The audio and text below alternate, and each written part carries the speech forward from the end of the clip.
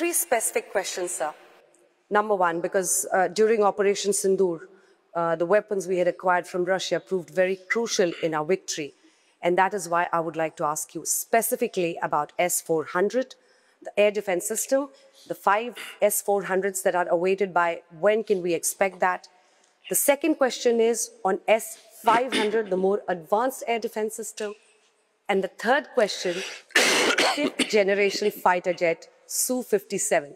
How are you going to push for this and what's the update, sir? You seem to be an expert on the issue, as if we're engaged in negotiations on military technical cooperation. If we delve into the substance, India stands out as one of our reliable and privileged partners in this area. We are not merely selling something to India, and India isn't merely buying something from us in the sphere of defense and security. No. It is a different level, a different quality of relations we have with India, and we value this. We see how India values this relationship too. Why? Allow me to emphasize again. We are not simply selling technology, we are sharing it, and it is a very rare thing to see in the sphere of military technical cooperation. It speaks to the level of trust between the two countries and the level of trust between the two peoples, I would put it in this way.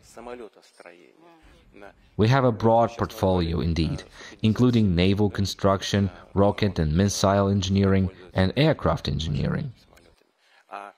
You have just mentioned the Su-57 aircraft. India operates several other Russian-made aircraft too. And there's the production of armored vehicles. India is manufacturing our renowned T-90 tanks. Trust me when I tell you that these tanks rank among the best in the world. Moreover, the famous BrahMos missile, a joint venture between Russia and India, is manufactured primarily at Indian facilities. Therefore, Prime Minister Modi's Make in India initiative should be implemented in this area as well. The Kalashnikov is certainly an important weapon, but we have been discussing high, one might even say cutting-edge technologies. Given the combat experience in using certain types of weapons, their value has multiplied manifold.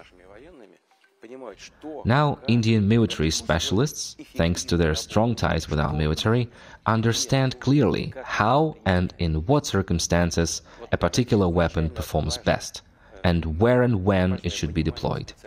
This is an extremely important understanding, which is shared by both the Indian and Russian sides. The other important aspect in terms of cooperation between India and Russia is the nuclear front.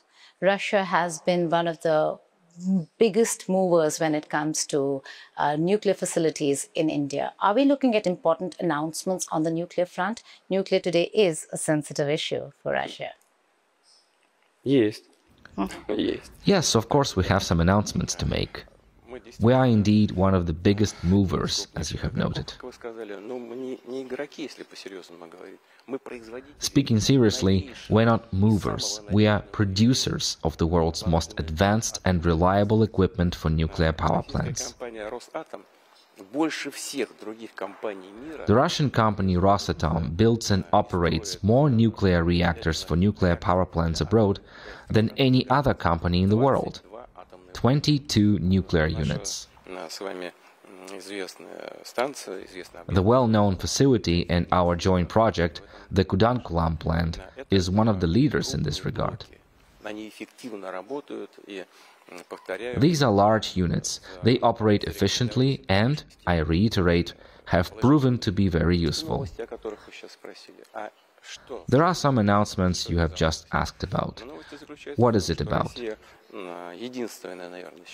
The news is that Russia is probably the only country in the world today capable of building, and actually does build, small nuclear power plants. Such plants are already operational in Russia, and we can make them either floating or ground-based. It's an excellent option for specific regions where big power stations are not needed or where connecting electricity grids between generators and end users isn't feasible.